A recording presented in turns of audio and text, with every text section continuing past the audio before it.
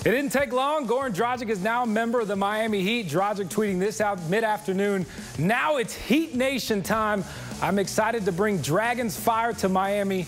Double exclamation point. I guess that means he's really happy. All right, the NBA trade deadline was just pure madness. Get this, USA Today says roughly 9% of the league was traded today. 36 players have new homes, 11 of those involving the Phoenix Suns, and most of the action happened 20 minutes before the 1 p.m. deadline. Suns players getting the news just minutes before the team left for Minnesota. Suns trading Goran and Zoran Dragic to Miami for 2 future first-round picks, cash, Danny Granger, and a few other players who will be waived. Isaiah Thomas is also gone. IT is heading to Boston. Miles Plumlee and Tyler Ennis both got shipped to the Milwaukee Bucks. Now, Goran tweeting out a big thank you to Suns fans. Then he had this to say about his comments yesterday, quote, "I'd never say or do anything purposely to offend or minimize the success we've had. My recent words came out harsher than I intended. I did feel it was time to find a better fit for me as a b-ball player who wants to be the best and help my team in every way," end quote. Now, the key piece coming to the Valley is this guy right here, Brandon Knight. The fourth-year guard is one of the rising stars in the NBA, averaging 18 points a game for the Bucks this season. He's not as good as Dragic, but he's younger, can play multiple positions, and he's a better defender. Bottom line, the Suns made the most out of a bad situation they created. So are they better? Right now, no. Long term, maybe. That depends on if they can get Brandon Knight to stay here. Remember, he turned down a reportedly $9 million a year deal with the Bucks, and he was their go-to guy.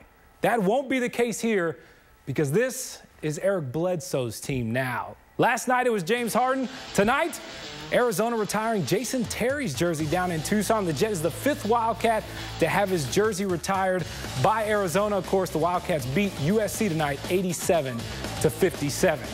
Hey, day one of spring training is in the books for the DBacks. Pitchers and catchers reporting out at Salt River Field today. Have you looked at their roster yet? A lot of new faces and new players, and jobs up for grabs.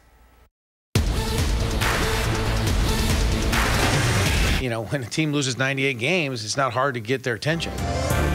Message received loud and clear. Most of the D-backs roster is already moved in for spring training. Plenty of new faces around the clubhouse, but no need for name tags. Well, the beauty of it is we have jerseys, so the name will be on the back. But, yeah, there's been a lot of guys in here. A lot of the new guys are getting their feet wet. It makes for a great spring. You know, the guys get out and start really competing for jobs, and you see, it's great to see, you know, especially when there's a bunch of jobs open. Especially in the rotation. All 5 starting spots up for grabs. First-year manager Chip Hale says between 12 and 15 guys will compete on the mound this spring. I think that's a good thing. I think pressure, competition is going to make us better. In this situation, you know, if a guy jumps out at us in spring training, he could jump himself right on the team. And speaking of the team, Hale says this group is made up of winners, and it's only a matter of time before the rest of baseball finds out.